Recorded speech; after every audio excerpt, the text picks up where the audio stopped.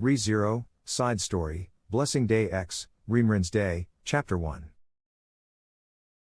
Ram, let's have a celebration. That was what Ram said a few days ago, just like that. Ram's sudden proposal was also fresh within Subaru's memory, who was first to be surprised after hearing it. As for what Ram's suddenness was actually for at this time, he was convinced that it was for to celebrate the birthday of her beloved younger sister, Rem. Subaru, that also means she wants to put off her own. Ram and Rem were twin sisters. So, of course, their birthdays were on the same day. If the younger sister's birthday were to be celebrated, then naturally she as her older sister would be celebrating it as well. That's what people like Subaru thought, but Ram not obstinately, but she did briefly deny that, which meant she was saying that she'd put in effort for everything, putting it in for Rem's sake, prioritizing Rem no matter what really was like Ram. But, Subaru, I feel bad for Nay Summer, but what's left is for me to watch the day. Subaru rubs the bottom of his nose, and he mutters like that. Subaru's eyes, which people always called nasty, looked even more frightening, and he snickered quietly at the evil scheme in his chest. Then, as for who was where Subaru was at when he made an evil brat-like face, Subaru hears footsteps, leaning his fingers onto a pillar, being at an entrance hall of the Roswell mansion. After he looked over, he saw a girl walking towards him quickly. It was a person with rather short, blue swaying hair, and eyes that had the same type of light blue her hair had. It was one of the two people Subaru had pictured in his mind a moment ago, the youngest of the maid sisters, Rem. Sorry, Subaru-kun. I made you wait a bit. Rem came over, and she lowered her head properly as she pinched her maid outfit apron. Subaru smiled at that situation, and he shook his head saying no. Subaru, considering how you just got here, Rem must be busy with work. Hell, if that's true, then people like Nay Summer and I should help out more. Rem, no way, I won't be a bother to Nay Summer and Subaru-kun. Plus, it would be faster and more thorough if I did it instead of getting help from you two. Subaru, you just declared to go solo with a big smile on your face, didn't you? Rem tilts her head at Subaru screaming, unaware of how she said something cruel. Frankly speaking, Rem did not have a compromising attitude, in fact, it was uncompromising. Although her sense of resistance had disappeared, on very rare occasions, he'd catch a glimpse of one part of it that was her sharp tongue. Maybe Ram throwing straight balls and Rem throwing curved balls were the source. They were the bits of knowledge that now allowed him to understand how he became friends with them. Anyhow, he disregarded not being able to object in relation to the quality of his work with a wry smile, and Subaru said, my bad to change the topic. Subaru, Rem should be busy, and yet I had you make time. Rem, well, I can't do something like turn down Subaru-kun's requests, but what made you want to do this? You wanting to go to the Alam village with me? It shouldn't have any particular necessary ingredients right now, so I can't think of any reason to go shopping there. Subaru, it has sugar, salt, and the ingredients to make mayonnaise, not. It's not like you always need a reason to go out, you know? Rem, so then what? Subaru, it's just going out. It's for Rem's, my break. So can I not take Rem along with me? For a second, it seemed he was about to say the wrong thing, and he corrected himself in panic. If he were to carelessly say something like Rem's sake here, he'd see Rem declining his offer firmly after being appreciative of it. That wouldn't be good for the evil scheme that would happen after this. Then, Subaru's innermost thoughts were put aside. And when Rem sweetly smiled and went into deep thought, she said, Rem, going out, you say? Subaru, yes, let's go out. Rem, isn't that, basically, a date? Subaru, yeah. In response to Rem's questioning, Subaru faced towards the ceiling, and he let out a short yeah. Everyone in the mansion had the same general idea of what a date was because of the spreading of the story when he invited Emilia to a flower bed before. If a man and a woman went out intimately, that was a date, so Subaru nodded at Rem's question. Subaru, yeah. It's a date. All right, Rem, let's have a date together. Rem, yes. I'm happy, but, if you told me earlier, I would have came with my maid outfit to go out on. Subaru-kun, you meanie. Subaru, it's a maid outfit even though it's for going out? You should have some discussions with Rozchi about that. Of course, maid outfits certainly did fit her excellently, but Ram and Rem wearing things other than maid outfits would be cute, too. Come to think of it, Subaru, I feel like I've talked about this in the first week of the mansion. Rem, Subaru-kun, Subaru, nah, it's nothing. Okay, let's go, Rem. He holds back just a small sentiment, and then Subaru and Rem's date began. Chapter 2. And then, he brought Rem along, her being absolutely cheerful, and the date began. But, Rem, you know, Subaru-kun is a meanie. I was very mad. Rem pouts with her cheeks angrily, and she expressed her crankiness in a cute way. In response to Rem's situation, Subaru apologized to her complaints about being invited, holding onto his head because of his own clumsiness. The date itself was carried out well, and Rem was in an unusually good mood along the way. The conversations were lively, and Subaru was also confident that he successfully concealed the plan at the bottom of his stomach. So, in regards to the existence of problems with the present situation, everything was perhaps going well beyond his expectations. Rem's good mood, Subaru's secret, both of them were. Subaru, I didn't expect Rem longing for a date that much, even with my amazing eyes. Rem, Subaru-kun's manly eyes are blind, so he wouldn't expect it. Subaru, Rem-san, you're being unusually bitter. Sorry, it's my fault. Yes, Subaru gets seen with a side glance, and he takes only a meek attitude. Then, in response to that interaction between Subaru and Rem, kid, Subaru's weak, kid, Subaru's pitiful, kid, Subaru's lame, kid, Subaru's pathetic, is what they said in succession as a final blow. After that coordinated verbal attack made Subaru curl his lips, the people who watched him and laughed at him happily were the kids. Their identity was called the 6 Alam villagers. Subaru was the only one that called them that, but they were brats that got along with him.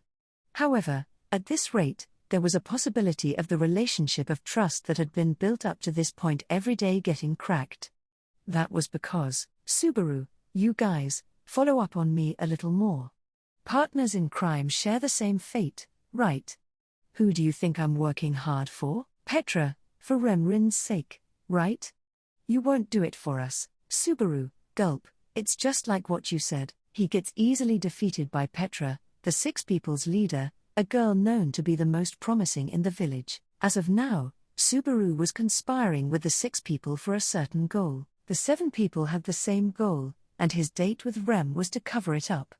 Rem was brought to the village so that the true goal wouldn't be suspected. Subaru, as a result, I made Rem really mad. Petra, you need to think about a girl's feelings more. Mina, I think so too. Petra and Mina, the 2 people that represented the village's girls, judged him in a very harsh way. That made Subaru hang his head, being heartbroken, and the remaining 4 evil brats tapped Subaru's shoulder in turns as if to comfort him. Rem, geez, Subaru-kun just can't be helped. Subaru, Rem, getting depressed like that makes me feel anxious too. I'll forgive you if you let me sneak attack you 10 times for that, so please lift your head. Subaru, oh, Rem, you're kind, 10 times. Are you kind? Isn't that pretty strict? Rem, what do you mean? It's a mass of mercy, 10 sneak attacks. What did that mean? Perhaps it meant something like Rem tricking Subaru at every opportunity from now on. If that was the case, then Rem's overdoing also had to be considered, but Subaru felt like there was a chance of his lifespan shortening greatly. Subaru, anyhow, let's get down to business while I show my gratitude for Rem being merciful. The truth is, I'm not the one who has business with you today, Rem. It's this gang of kids. Rem, gang of kids. Rem tilts her head upon hearing the unfamiliar words, and meanwhile, Subaru gave up his spot to the 6th group of people. The kids appear with Petra in the middle, and they face Rem from the front. Rem also wasn't tall, but when compared to kids, she could look over them and see the other side. While being confused with the unfamiliar eye level, Rem stiffened up from wondering about what was going to happen. Rem does that, and in response, when Petra and the others, when everyone looked at each other for just a second, they said, "Everyone? Rem-rin, happy birthday." Then, Their voices came together, and they each held out the presents they had concealed behind their backs. Rem, eh? In response to those children's gifts, Rem fell behind for a step, and she let her voice out, dumbfounded. The unexpected situation, the bolt out of the blue, the shock freezes her thoughts, describing it would be something like that. Subaru taps Rem's shoulder softly and affectionately. Subaru, it's a surprise birthday plan. You weren't ready, huh? Rem, that, but it's not Nay Summers and my birthday yet. Subaru, in the birthday plans draft, Ram accepted having hers delayed. So, I attacked preemptively, not wanting to lose. Well, that might be kind of an excuse. Rem, eh? Subaru, I talked with Petra and the others about Rem's birthday. And then, these guys got hyped too, saying I wanna celebrate. They wanted to do it for the Mabeast incident too. The Forest's Mabeast incident that was treated as Subaru's achievement for some reason, but as for Subaru, he felt like it would have been impossible without Ram and Rem's help.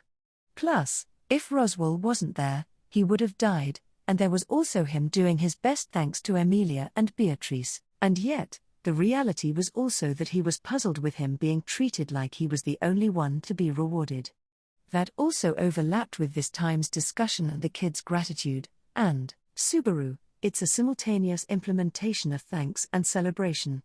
If it starts to feel like one is lost from the two, then I'll apologize. Rem, Subaru, guess it seems like you're not worried about that. Subaru gently gives a wry smile, and he scratched his head.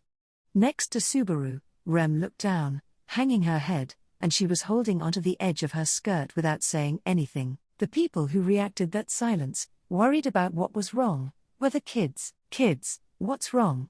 Kid, hungry? Kid, not what you wanted. Kid, I knew I shouldn't got a bug. Subaru, don't crowd her like that. Don't worry, your guy's feelings got through. But, bugs are no good, Lucas. Go let it free. Petra, you stop them too. Subaru asked the kids, pitter-pattering restlessly around Rem to give her time. Each of their presents had not money put into it, but their feelings. They were put into the bunch of flowers, a handkerchief, rice balls, vegetables, crappy pottery, forget about the bug, and the fruit. He didn't go as far as to talk to them about what they'd give.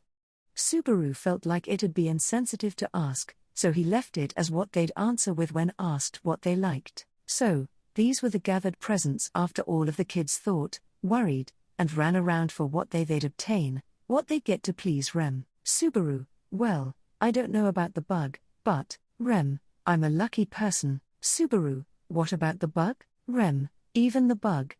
Well, actually the bug isn't okay. Rem rebukes Lucas quickly for a second, who had reacted to the bug issue, and she slowly lifted her head. That smile she had with her relaxed mouth was so brilliant that it even captivated Subaru, who got used to seeing Rem's smiles often. That's why the children were also all dumbfounded by Rem's reaction. However, kids were of course honest beings, so when they noticed they got accepted by Rem with her smile, they immediately started to get super excited. Kid, Rem-rin smiled. Kid, Rem-rin's cute. Kid, Rem-rin's an angel. Kid, seriously an angel. Petra, guys, hey. The Subaru words are showing. Rem-rin is bothered, you know. Petra scatters her warnings at the boys that began to dance. To be honest, they were attracted to the Subaru words language with their stupid curiosity, but Subaru kept his mouth shut, thinking that this wasn't when he should cut in. Rem, thank you all. I'm so happy. Rem accepts the held-out gifts while saying that. She exchanges looks one by one with each of them, along with words and smiles. That scene certainly had a radiance that Rem had never seen before. Subaru can't shrug off all of Ram's points, I guess. Then, Subaru grinned widely as he watched over the presents being handed over pleasantly. On the way back from the date, Rem was in an even better mood than when they went, and she walked in a lively way. She held onto the tons of presents from the kids with both her hands, and she said this to Subaru, him holding onto what was called half of it. Rem, I'll hold onto this myself, and he handed them over. The way Rem would treat these unexpected gifts would tell just how much she was happy with them. That day, she put her heart into her arms to make dinner with the consumable rice balls, vegetables, as well as the fruit as ingredients, and everyone at the mansion smacked their lips in satisfaction. The handmade pottery that couldn't be complimented for its quality became a vase to hold up the flowers that came with it, and it was put pretty plainly in Rem's room. Then, the handkerchief with lovely embroidery was carried by Rem by choice. Rem would always remember this feeling of happiness. Rem, Subaru-kun, thank you for inviting me on a date. Subaru, oh, you're gonna count it as a date. I thought you were pretty mad. Rem, I am mad at Subaru-kun. But, I'm thankful for those kids. Subaru, Rem-san is harsh, isn't she? Subaru screams, and next to him, Rem smiled just like how she did when she received the gifts. Rem also, once again, showed her thanks for the children's thanks. She felt happiness because of the gifts. Thus, if the kids ever needed something, Rem would do everything in her hands to pay them back with all her might. Those thoughts and feelings of happiness continued to be in her chest throughout Rem's blessing day.